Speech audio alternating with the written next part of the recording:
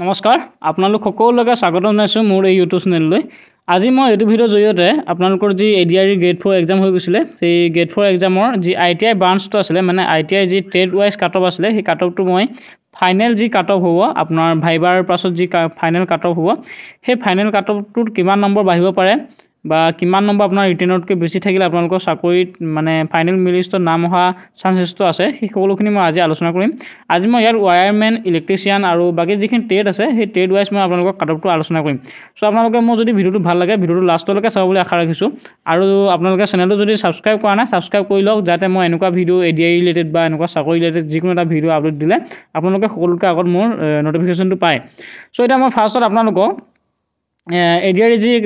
মই আজি আলোচনা কৰিম গ্ৰেড 4 যি ITI কাট অফ আছে সেই কাট অফটোত আগধৰি মই আপোনালোকক এটা ডিছক্লেমাৰ কৈ ল'ব বিচাৰিছোঁ কাৰণ কেলৈ বহুতে কৈছে যি স্কিল টেষ্ট হৈ গৈছিলে বা যি ভাইবা হৈ গৈছিলে ভাইবাৰটো আপোনালোকৰ 15 নম্বৰ বুলি বহুতে কৈছে আৰু বহুতে কৈছে 5 নম্বৰ হৈছিলে বুলি কৈছে। মই যাই কি নহওক মই 15 নম্বৰ বুলি ধৰি লৈছোঁ আৰু 15 নম্বৰৰ ভিতৰত মই আপোনালোকক কাট অফটো এনালাইচিছ কৰিবলৈ যত্ন কৰিম। চ' মই ভাবোঁ আপোনালোকে মোৰ ভিডিঅ'টো আজি ভাল পাব। চ' এতিয়া মই ফাৰ্ষ্টতে আপোনালোকক দেখাব বিচাৰিছোঁ ৱায়াৰমেন যি এক্সপেক্টেড কাট অফ আছিলে সেইটো অকণমান দেখাব বিচাৰিছোঁ আপোনালোকক। চ' আপোনালোকে ইয়াত নিশ্চয় স্ক্ৰীনত দেখিবই স্ক্ৰীনত আপোনালোকে ৱায়াৰমেন কাট অফটো নিশ্চয় দেখিব পাৰিছে। আগতে যিটো ৰিটেন এক্সাম আছিলে ৰিটেনত আপোনালোকৰ জেনেৰেলৰ কাট অফ আছিলে 36.50 আছিলে জেনেৰেলৰ কাৰণে। তাৰপৰা আপোনালোকৰ ভাইবাত আছিলে 15 নম্বৰ ভিতৰত মই আপোনালোকক ধৰি লৈছোঁ 10 নম্বৰ পাব। তাৰপৰা টোটেল যিটো ফাইনেল কাট অফ হ'ব ফাইনেল কাট অফটো মিলাই ধৰি লৈছোঁ আপোনালোকৰ ৰিটেন আৰু ভাইবা মিলাই পেলাই আপোনালোকৰ হিচাপমতে হ'ব লাগে 46.50 হ'ব লাগে, কিন্তু মই 46.50তকৈ মানে অলপমান নম্বৰ বঢ়াই পেলাই 55 ধৰি লৈছোঁ। চ' আপোনালোকৰ যদি 55 যদি কাট অফত আহি আছে ৰিটেনৰ পৰীক্ষাত যদি আহি আছে বা ৰিটেন প্লাছ ভাইবা মিলাই পেলাই যদি আপোনালোকৰ ফাইনেল যদি 55 আহিছে তেতিয়াহ'লে আপোনালোকৰ ফাইনেল মেৰিট লিষ্টত চিলেকশ্যন হোৱাৰ চান্সেছটো আছে। চিমিলাৰলি আপোনালোকে বেলেগ কেটেগৰীখন চাব পাৰে। বেলেগ কেটেগৰীখন মই আপোনালোকক স্ক্ৰীনত দেখাই দিছোঁ। আপোনালোকে জেনেৰেলৰ পিছত চাব পাৰে SC কাৰণে চাব পাৰে। SCত আপোনালোকে নিশ্চয় দেখিব যিটো ৰিটেনত আছিলে 27.75 আছিলে কাট অফটো। তাৰপিছত যিটো ফাইনেল আপোনাৰ ভাইবাটো মই চবকে 10 নম্বৰ ধৰিছোঁ। আপোনালোকৰ হয়তো 15 নম্বৰ ভিতৰত প্ৰায়খিনি 11 নম্বৰ 12 নম্বৰ এনেকৈ পাব পাৰে চান্সেছ আছে। চ' মই সেইকাৰণে এভাৰেজটো মই 10 নম্বৰকৈ ধৰি লৈছোঁ ভাইবাত 10 নম্বৰ চবকে দিব। একেবাৰে বেয়া হ'লেও খুব বেছি 8-9টো দিবই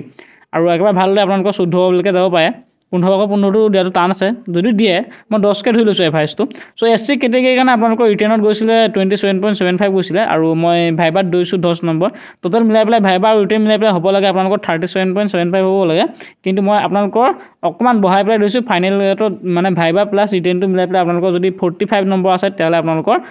মেৰিট লিষ্টত নাম অহা চান্সেছটো আছে। বাকী আপোনালোকে STP যদি কেটেগৰী হয় STP কাৰণে চাব পাৰে। আপোনালোকৰ STP কেটেগৰীৰ কাৰণে আপোনালোকৰ ৰিটেন এক্সামত গৈছিলে কাট অফটো। ৰিটেন এক্সামত আপোনালোকৰ কাট অফ গৈছিলে 25 গৈছিলে ডাইৰেক্ট, যিটো ৱায়াৰমেন কেটেগৰী আছিলে বা ৱায়াৰমেন যি ট্ৰেড আছিলে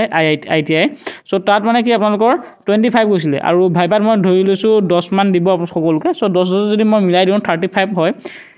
দুইটাই মিলাই পেলাই। কিন্তু আপোনালোকৰ যদি দুইটাই মিলাই পেলাই যদি আপোনালোকৰ 40 মান আছে STP কেটেগৰী যদি হয় তেতিয়াহ'লে আপোনালোকৰ ফাইনেল মেৰিট লিষ্টৰ নামটো অহা চান্সেছটো আছে। তেনেকৈ আপোনালোকে ST হিলছৰ কাৰণে চাব পাৰে।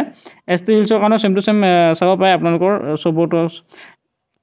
আপোনালোকৰ ৰিটেন এক্সামত গৈছিলে ST হিলছৰ যিখিনি ছাত্ৰ ছাত্ৰী আছে যিখিনি কেণ্ডিডেট আছে তেওঁলোকৰ ৰিটেন এক্সামত গৈছিলে 15 নম্বৰ গৈছিলে, অনলি 15 নম্বৰ গৈছিলে ST হিলছৰ কাৰণে। চ' তেওঁলোকৰ ভাইবাত মই 10 নম্বৰ ধৰি লৈছোঁ ৱায়াৰমেনৰ কাৰণে।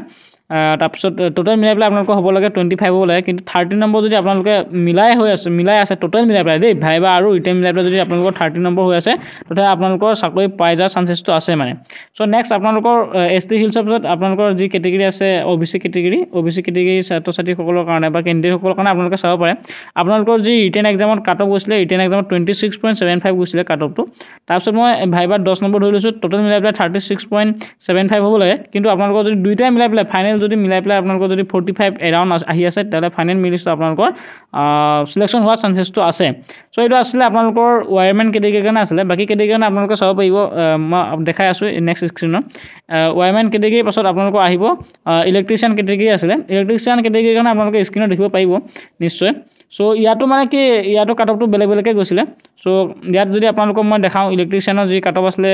জেনেৰেলৰ কাৰণে আপোনালোকৰ ৰিটেনত গৈছিলে 44.25 গৈছিলে 135ৰ ভিতৰত দেই। তাৰপৰা মই ইয়াতো চেম টু চেম ভাইবাত সকলোকে মই 10 মান ধৰি লৈছোঁ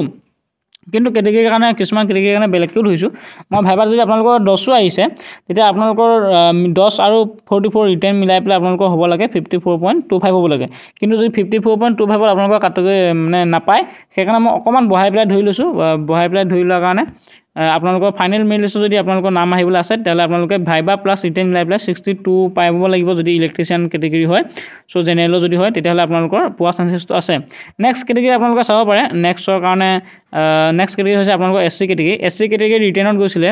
ইলেক্ট্ৰিচিয়ানৰ কাৰণে 27.50 গৈছিলে আৰু ভাইবাত মই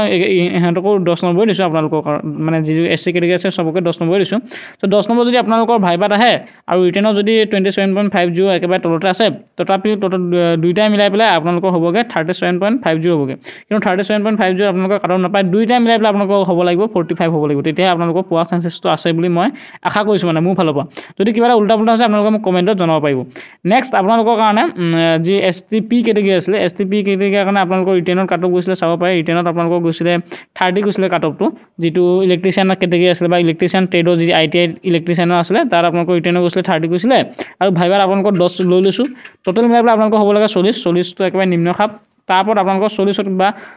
47 যদি এৰাউণ্ড পাই আছে তেতিয়াহ'লে আপোনালোকৰ 45-47 যদি এৰাউণ্ড পাই আছে আপোনালোকৰ STP কাৰণে ইলেক্ট্ৰিচিয়ান কেটেগৰী ITI চাকৰিত মানে ফাইনেল মেৰিট লিষ্টত নাম অহা চান্সেছটো আছে তাৰপিছত সবতকৈ ইণ্টাৰেষ্টিং কথাটো হৈছে ইয়াতে আপোনালোকক জনাইছোঁ ST হিলছৰ যিটো কাটঅফ গৈছিলে ST হিলছৰ -3.75 গৈছিলে যি ইলেক্ট্ৰিচিয়ান কেটেগৰী আছিলে তাৰমানে অলৰেডি সিহঁতৰ কেটেগৰী নায়েই মানে যি ST হিলছৰ কেটেগৰী নায়েই মানে চ' ST হিলছৰ যদি আপোনালোকৰ মাইনাছত ৰিটেন এক্সামৰ কাটঅফ গৈছিলে -3.70 সেইটো যদি একো এটাও নাজানে যদি এনেই আলুগুটি চালুগুটি যদি ঘঁৰাই থৈ আহে বা একো এটা ঘঁৰাই থৈ নাহিলেও তেওঁ মানে শূন্যটো পালেহেঁতেন মাইনাছতটো যোৱাটো মানে একেবাৰে সি ভুল কৰি থৈ আহিছে তথাপিও মই ভাইবা 3 নম্বৰ যদি আপোনালোকে পায় ফলে যদি 3 তথাপিও যদি আপোনালোকে ফাইনেল মেৰিট লিষ্টত যদি আহিবলৈ আপোনালোকৰ যদি মাইনাছত নাথাকি যদি 0 নম্বৰো পায় ফাইনেল মেৰিট লিষ্টৰ ST হিলছৰ কাৰণে ইলেক্ট্ৰিচিয়ান কেটেগৰী যি ITI কেণ্ডিডেট আছিলে তেওঁলোকৰ চাকৰি হৈ যোৱাৰ চান্সেছটো আছে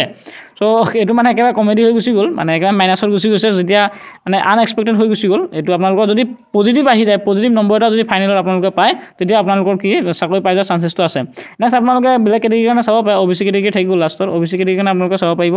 আপোনালোকক কাটঅফ গৈছিলে 34.25 আছিলে আৰু আপোনালোকে ভাইবাত যদি 10 নম্বৰ পায় আপোনালোকৰ টোটেল মিলাই পেলাই হ'ব 44.25 কিন্তু সিমানত নাপাব আপোনালোকৰ ফাইনেল মেৰিট লিষ্টত নাম আহিবলৈ হ'লে আপোনালোকৰ 51 নম্বৰ যদি আপোনালোকে আহি আছে তেতিয়াহ'লে 150 ভিতৰত আপোনালোকৰ যদি 50 মাৰ্কছ আহি আছে তেতিয়াহ'লে আপোনালোকৰ ফাইনেল মানে যিটো মেৰিট লিষ্ট আহিব সেই মেৰিট লিষ্টত আপোনালোকৰ নামটো অহা চান্সেছটো আছে নেক্সট আপোনালোকৰ বাকী কেটেগৰীৰ কাৰণে চাব পাৰিব আপোনালোকে বাকী কেটেগৰী থাকিব আপোনালোকৰ ফিটাৰ কেটেগৰী মানে ফিটাৰ কেটেগৰীৰ কাৰণে আপোনালোকৰ যি জেনেৰেল আছিলে জেনেৰেলৰ আপোনালোকৰ ৰিটেনত গৈছিলে 109 গৈছিলে আৰু মই